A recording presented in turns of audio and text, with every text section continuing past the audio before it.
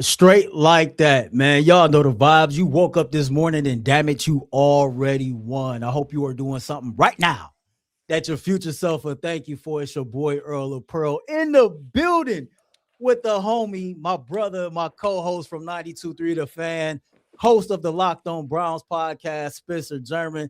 What's up, brother? Good morning. How you feel?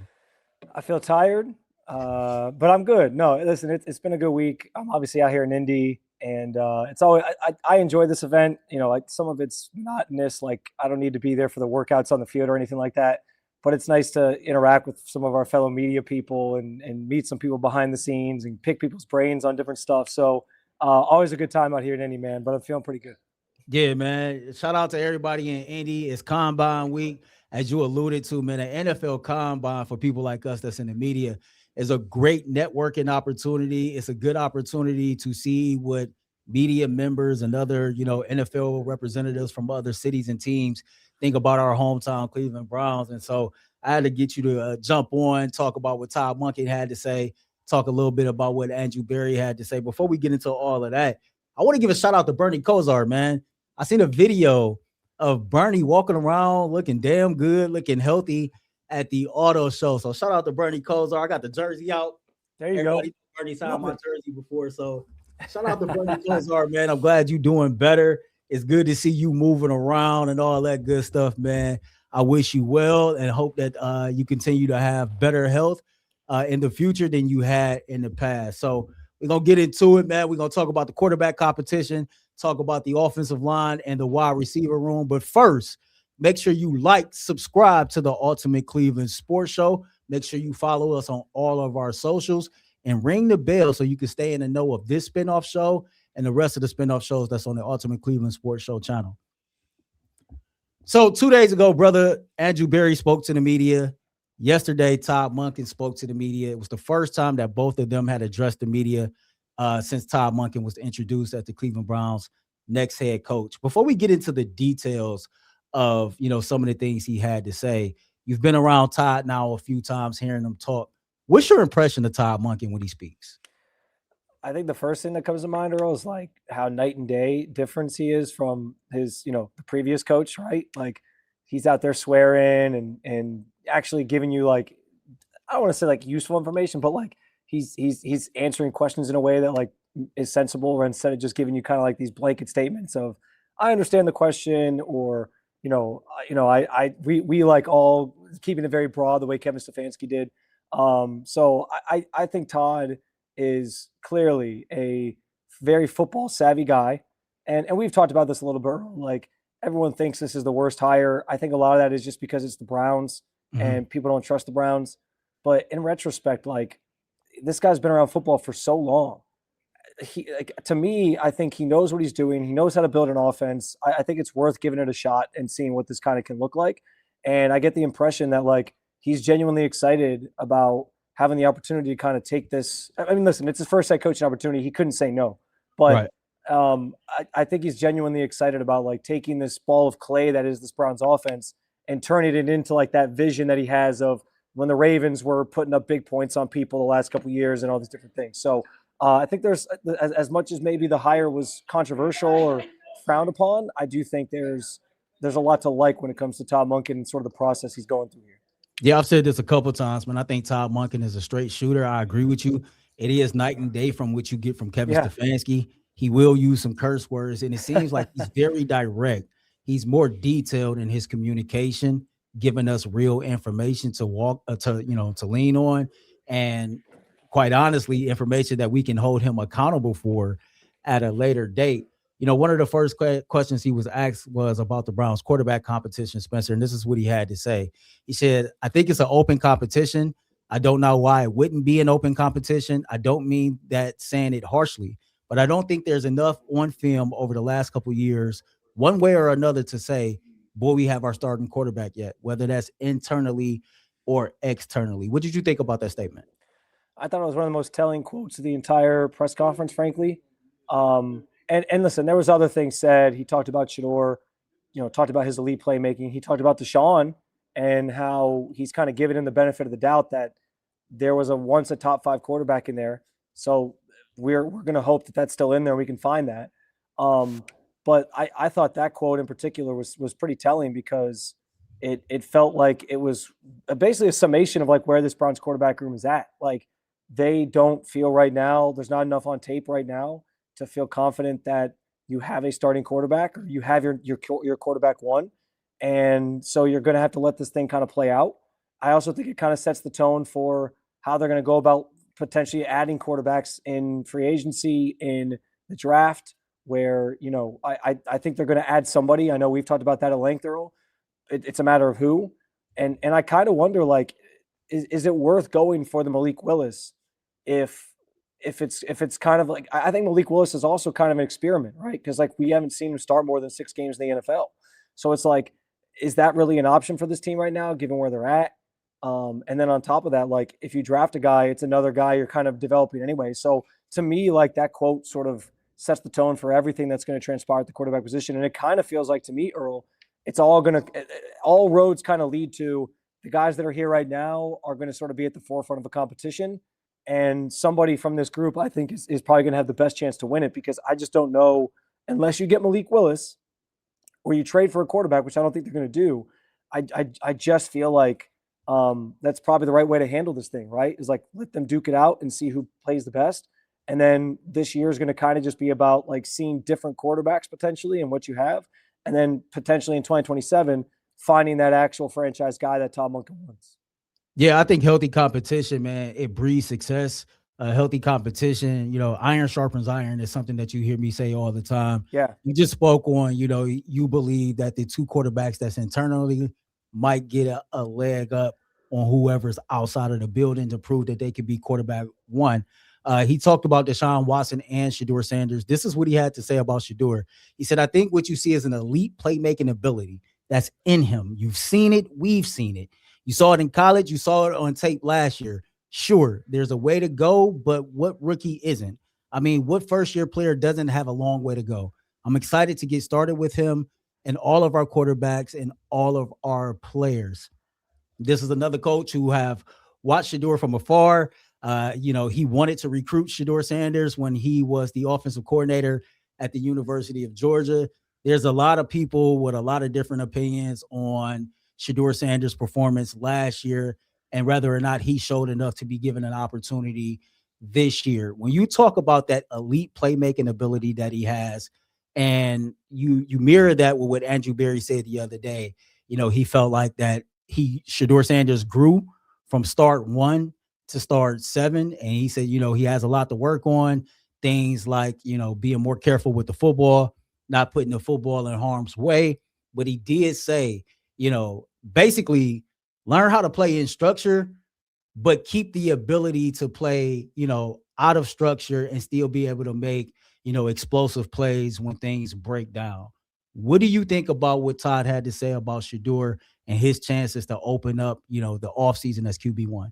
Yeah, I also thought Todd's answer on Shedeur was a perfect encapsulation of what we saw, right? Like there was clearly something there when he was on the field. There was clearly an element to his game that was better than anything the other quarterbacks on this team had provided that offense. Like there was a juice to it. There was a spark to it. You didn't see that with Dillon Gabriel. You didn't see that necessarily with Joe Flacco, even though it looked like you might during training camp. And I think that can 100% be true. While also we look at the raw numbers, we look at the advanced metrics, and we see a guy that clearly is not ready at this juncture to be crowned anything. And what I continue to say too, Earl, is like, it's not that he can't do it. And I think honestly, like Shedeur has it in him to want to be great. So I think he's going to keep working at that. I think he understands he has things he has to improve on. And as long as him and Todd Monken are on the same page with that, I don't see why he won't have like at least a shot to, in this competition that they're now framing it as, to compete for it. The question is going to ultimately be like, do they bring in somebody who has more ability, is more experienced or whatever that can beat him out because he's just not quite there? Does Deshaun emerge as that guy because he's played in the NFL for a long time?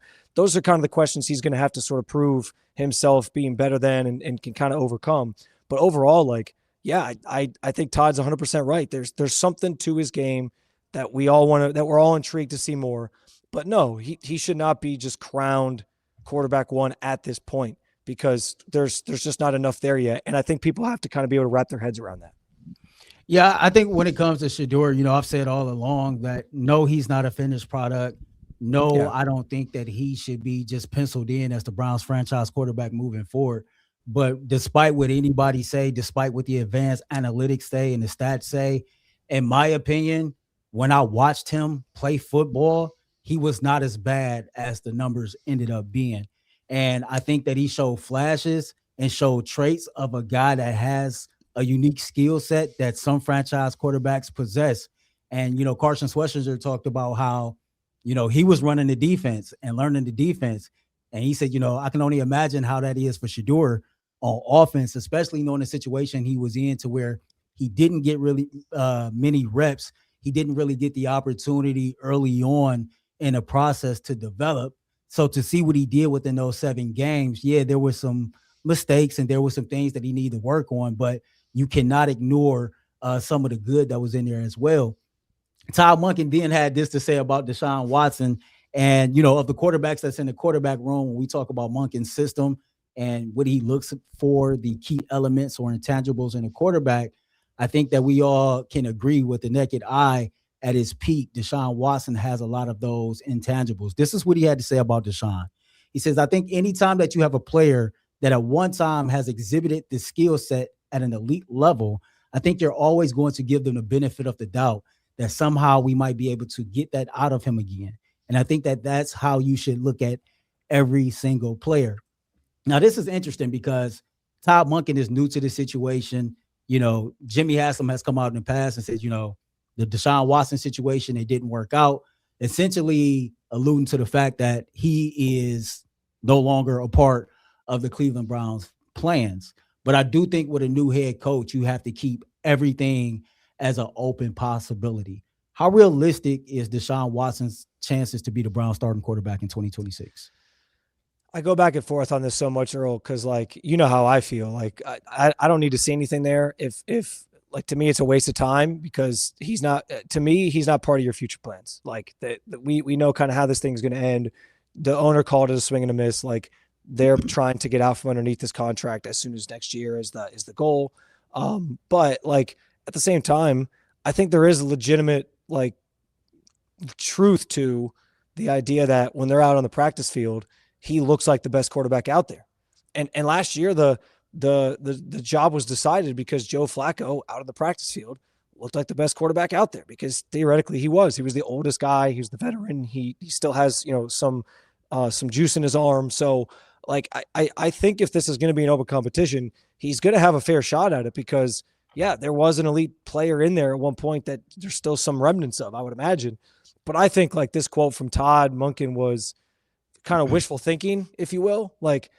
I just, in no world do I think after twice rupturing your Achilles, the shoulder injury before that, all the off the field stuff, he missed a whole season at that point. He's missed multiple seasons now. Football changes so quickly. If you're here today, gone tomorrow. And if you're out a year, if you miss a couple of years, if you're not really on the field, things around you just change. That doesn't mean he can't still read a defense and teach guys and see certain things, and that he still doesn't maybe have a strong arm or he can't still make some of the plays. But we saw for several years what this looked like with him, and I don't have any belief at this point, 6 years removed from his last good season, that somehow this is going to be salvaged. And so I think Todd Monken kind of has to say this, right? Because he's the coach. He's still on the roster. The Browns are tied to him for at least another season. But do I think that anything's going to be different if he does start? No. I think we've seen what we need to see. But I do wonder about when they're out there evaluating these guys at practice, he could look like the best guy because he's going up against, right now at least, he's going up against 2 rookies. He's going up against Shedeur Sanders and Dillon Gabriel. He should look better than those guys theoretically. And if that's how it turns out, then maybe he does get to start. We'll see if they add anybody else to the room, of course. But so do I think he has a legitimate chance of starting? Yes, because it's an open competition and they might just say he still looks like the best player. But do I think that, to Monken's quote, that guy's still in there? Absolutely not. So lastly, on the quarterbacks, before we move on to the offensive line, we've talked about Shedeur, we've talked about Deshaun Watson. Todd Monken alluded to that there's a possibility that the Cleveland Browns can bring in somebody from the outside. Yeah. And, he was asked, well, how important is it? He said, listen, we're going to do our due diligence, but he didn't really make no guarantees. So lastly, on the quarterbacks, one, do you believe truly somebody from the outside is coming in? And two, will that person be somebody that's a threat to Shedeur Sanders or Deshaun Watson as it pertains to QB1? Or is it like, a veteran, a journeyman veteran that can come in and just, help with the system and kind of just breed some competition internally, but he's not really a threat to challenge for the starting job, if that makes any sense. Yeah, I'm glad you brought up that quote because I think him saying it's not like important, but that they're going to look at everything is notable because I think, again, that frames how the Browns view where they are in the timeline right now, which is they don't feel pressed to figure out their quarterback situation right now. And part of that probably too is, Earl, they have so many other needs, right? Offensive line, receiver. So they can kind of focus on those things first. But I think they know where they're at also because they're talking about on tape. We don't really know who our quarterback is, all those different things. So understanding that I think is important. So yes, I think they're going to add somebody. It might not be important, but I still think they know like where they're at and they want to add some more guys to have a competition. If I'm sitting here today, I feel like the veteran backup route is probably the best bet. Mm-hmm. I think if you add Malik Willis, like we talked about earlier, that's probably a move where you're signing him to be your starter, I would imagine. But if it's anybody other than him, I think it is kind of just let's get this guy in here. He can be part of the competition. We can see who kind of turns out to be the depth chart. And if let's just throw out Jameis Winston, right? Like if it's Jameis Winston who Todd Monken coached, okay, Jameis is fine being a backup. Like you've seen him be a backup here before. So you kind of know you have that in your back pocket. So yeah, I lean right now that they're probably going to add a veteran to this group. He'll be part of the competition, and then they'll let the chips fall where they may. Todd talked about, I don't decide those things. The players decide those things. So they're going to let it play out on the field. Fine. And then they sort of punt on finding their franchise guy till next year. And listen, they could draft one. I just don't see the point unless they really think one of these guys and I think they know, like after Fernando Mendoza, it's kind of everyone's a project, right? Like if you draft Drew Aller, it's a project. So I just feel like, is it worth it for this coaching staff right now to like tie themselves to any quarterback and be like, we're going to try to develop this guy when you already got two young guys there and you might be drafting one next year who's your real franchise guy. So I think they kind of want that flexibility to keep that open. And so I lean that they probably sign a veteran at this point. There it is, man. Don't forget, subscribe to the Ultimate Cleveland Sports Show YouTube page. Make sure you ring that bell so you can stay in the know of all the spinoff shows. I'm pretty sure by now you watched the Ultimate Cleveland Cavaliers show with Mikey McNuggets that premiered at 3 p.m. The Cavs took a tough loss last night, shorthanded, but they still competed well. Make sure that you check the Ultimate Browns with G. Bush and, of course, the Ultimate 216 show. So last Saturday, me and you spent a lot of time having a very fun and healthy conversation about the Cleveland Browns offensive line. And one of the dominoes that the Browns are waiting on to fall, so to speak, is the status of Joe Bitonio. And Todd Monken was asked about Joe Bitonio as well as Andrew Berry. This is what Todd had to say.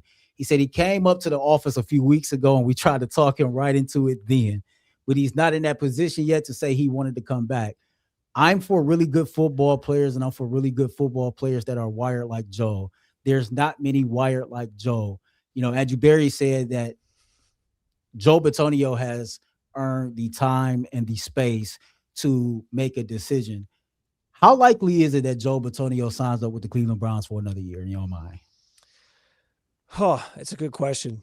When the season ended, I probably would have said, I think he's retiring, but I do think the fact that they pushed that date in his contract back for him to make a decision to basically the day right before free agency opens, if you do something like that, it means, to me, it feels like, okay, maybe the odds are better that he's going to come back, right? Because if he knew, he could have just made that decision, I think it was last Monday or whatever it was that he had to have a decision made. He could have just made it then. Like it's been more than a month since the season ended, all that.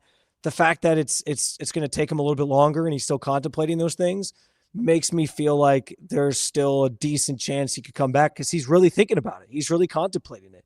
And listen, if he does, I, I I think that's important because you talk about certain guys that are like Cleveland Browns through and through.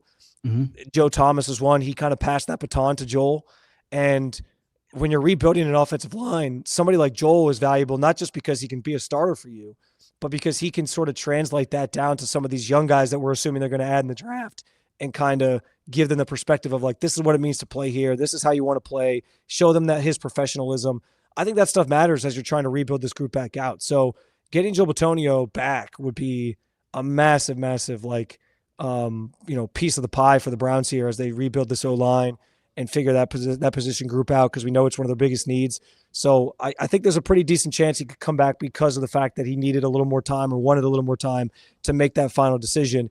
And if he does, like that sets the stage for, okay, free agency is going to open up and now we get a better sense of like what we need up front and what this group's going to start to look like. Yeah, when it comes to Joe, it sounded like at the end of the year that he was pretty set on, this is it for me. I'm about to hang him up. I'm about to retire. He was crying in his last press conference. And all I kept thinking about was, did the hiring of Todd Monken or George Warhop in particular intrigue him to say, you know what, I might want to run this back next year? And I think Tyvis Powell said it best yesterday on the Ultimate Cleveland Sports Show. Joe Thomas told him, be careful with this decision because once it's over, it's over. Yeah. And there's a sense of we have a new regime, so to speak, partial new regime. And there's a possibility that this thing can be turned around. And if I'm Joel and I've been here through all this losing, I probably do want one last opportunity to see if I can be a part of a winning team. Andrew Berry and Todd Monken, both, in my opinion, put a lot of emphasis on the offensive line. Yeah. They talked about, the different skill set that the guard, center, and tackle have. I thought Todd Monken was like, hey, listen, you just give me the best player available and I can work with that. Andrew Berry talked about what the Chicago Bears did last year with the internal development, drafting, and then, adding via free agency or trade. And it brings me back to our situation.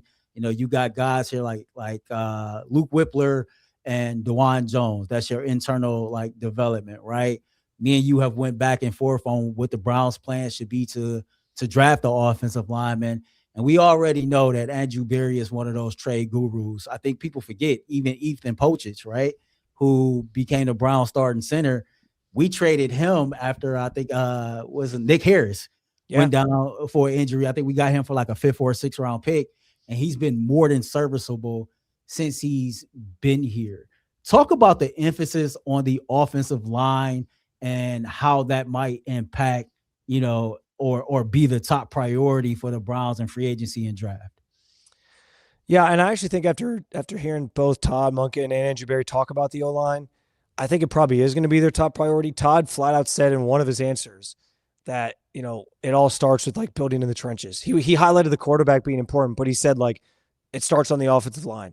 Right. So I think that's going to be sort of priority number one here. Not to say they don't recognize that receivers important too, but I just think when you're trying to project out how you start building a team, maybe not even a whole team, but building an offense basically from the ground up, because that's what it feels like. This offense is in its infancy. All the old guys are kind of phasing out. David Njoku's not coming back. Joel Bitonio, like we talked about, might retire. Some of the other guys on that offensive line are gone. So it's you have this opportunity in front of you to just build this thing from the ground up. And when you hear teams talk about team building, they always say it starts in the trenches, right? So I think it's going to be a mix of, I keep bringing him up. We keep talking about him, Earl. I love the idea of Tyler Linderbaum. I don't know if they're going to be able to get him. It sounds like the Ravens are going to pay whatever they need to kind of get him. I know Jesse Minter said they already offered him a market setting deal or whatever. So, money's no object to Jimmy Haslam, so maybe he'd be willing to pay it if they, and I think they'll have enough cap space to at least make one big splash. But I think it's going to be a mix of veterans, maybe some that you're familiar with because they were in Cleveland last year. Maybe Joe Bitonio is part of that. And, some rookies. I would be shocked if they don't take at least 2 offensive linemen decently high in this draft. And by that, I mean first round, maybe a second round. If they took 2 in the first, I wouldn't be surprised, especially because this wide receiver group, you can find talent in the second round, maybe in the third round. The offensive line group is very top heavy, where there's some guys that you're intrigued by, but they're going to be more so available or gone within the first round or two. So I'd be interested to see how they sort of deploy that. But I 100% think they're going to build this offensive line first and foremost, and that is 100% priority one for this team. So people need to keep that in mind when they start doing their mock drafts and thinking about like who they could draft at 6, or if they trade back, who they're going to take, because I think that 100% is where they're going to start this thing. Yo, so speaking of trading back, how likely do you think it is that the Cleveland Browns actually trade back, especially knowing, offensive line is the emphasis? Because, and maybe that's hard to answer that question now because free agency comes before the draft. But, sure. However the Browns approach free agency, if you can't get your hands on Tyler Linderbaum, okay, cool. You got a Rasheed Walker that's going to be a free agent, the Packers left tackle. It's been talked about, Walker Little, the offensive lineman from the Jacksonville Jaguars, can be a possible, trade candidate type player that Cleveland can bring in and kind of help do some things. The guard position, in my opinion, in the draft is much better than the tackle position. I think you got about 2 or 3 solid tackles. That Ioane kid from Penn State is Daniel Jeremiah said he's the best offensive lineman in the entire class. But you're also not going to take a guard 6, right? So that's why I think if they trade back, like they might be in perfect range to take him, because that's where you probably would take him. But yeah. So another part of that, right? Because we know offensive line and wide receiver are positions of emphasis for the Cleveland Browns.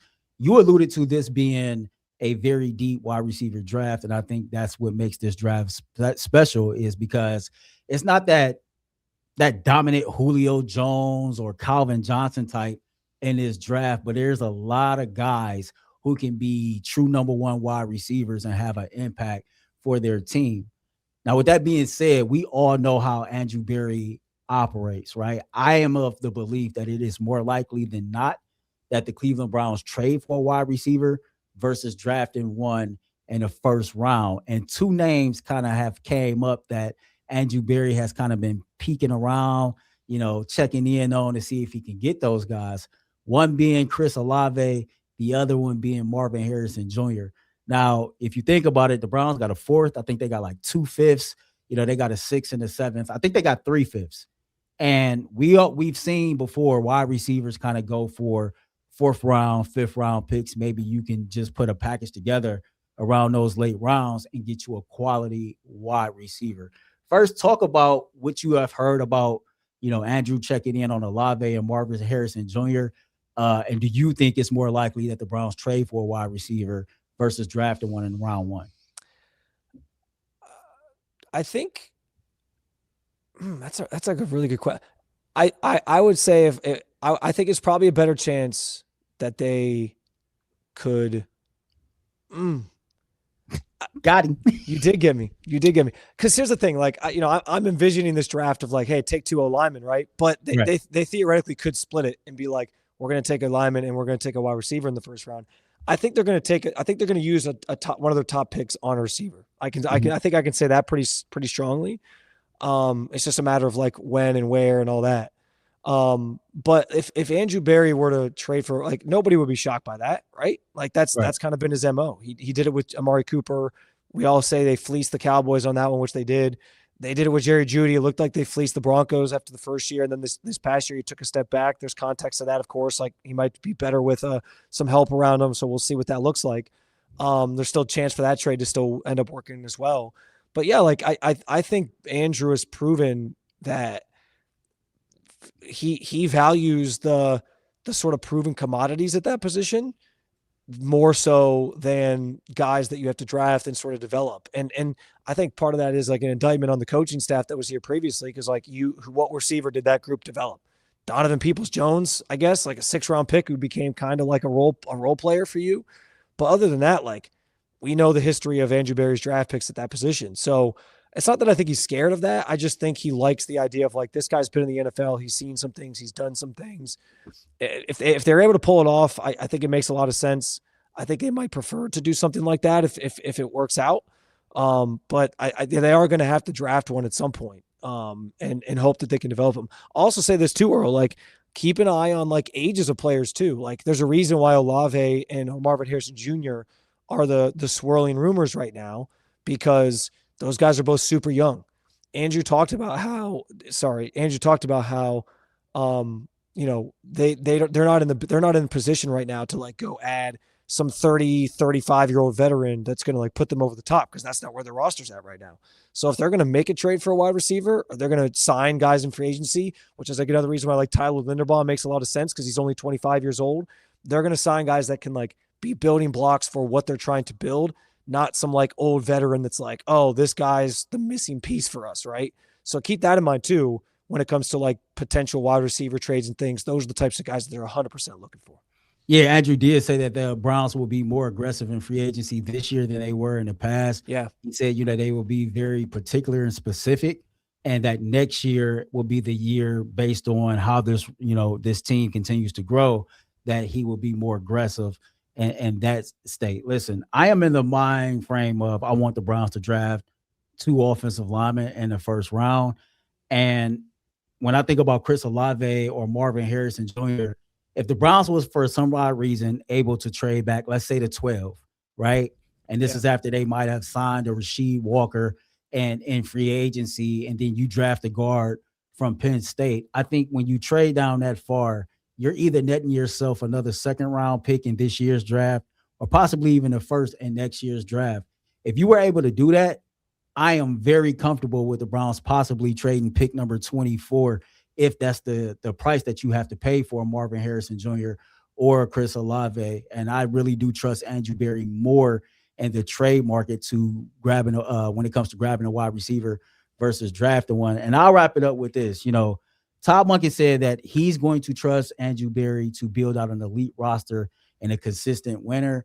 And he hopes that Andrew Berry trusts that, they're going to call the right play on 4th down, on 3rd down, etc. And so this is our opportunity for the Browns, at least on the field, with a new coach and new coaching staff, to get a fresh start and have these two work together to build some type of trust within the two, that, okay, blind faith, should I say, that Andrew Berry is going to do what he have to do, and he's going to present Todd Monken with a group of players that's quality enough that he could believe that he can develop and win with. And I think for any Cleveland Browns fan, especially knowing what we have been through over the last 6 years, you can't help but to be excited to see how this offseason is going to play out, who's going to develop that we probably didn't think was a player before under Todd Monken's system. But more than that, can Andrew Berry hit on the offseason 2 years in a row? Because to me, it wasn't just a draft, right? It was the re-signing of Devin Bush.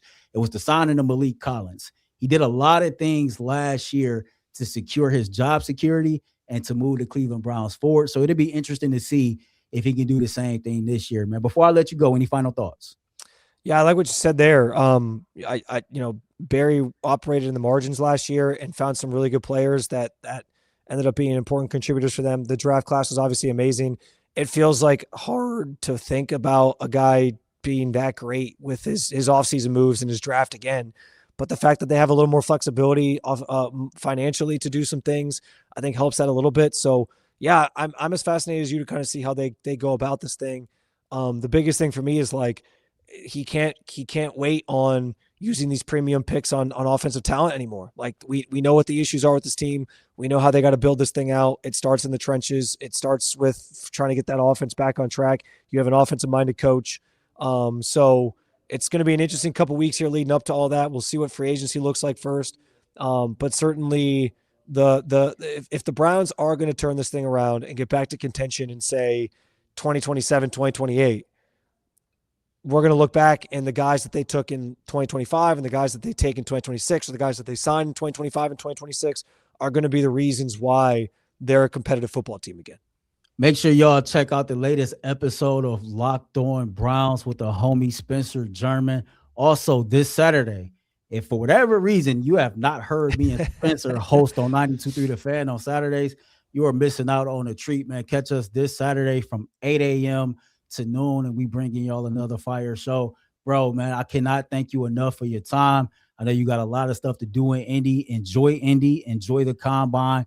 Get back home safely, bro, and I will see you on Saturday. You will see me Saturday. I promise I'll be back. And I won't just like set up camp out here, I promise. But yeah, appreciate you, Earl. I always like coming on. I always like when we get a chance to do anything together, whether it's our show or anything else. So I'll have to get you back on Locked On Browns at some point. But thanks for having me on, man. For sure, man. And thanks to everybody who tuned in for this episode of the Ultimate 216 Show. Remember, like, subscribe to the Ultimate Cleveland Sports Show YouTube page, man. I hope everybody is doing a great job today in protecting your peace, protecting your energy, and not letting one moment of, temporary anger or temporary whatever allow you to make a permanent decision that you can't reverse. Until next time, remember, be great, spread love. Being great come with a price, and spreading love is priceless. For Spencer, I'm Earl of Pearl. We out. Peace. Love y'all.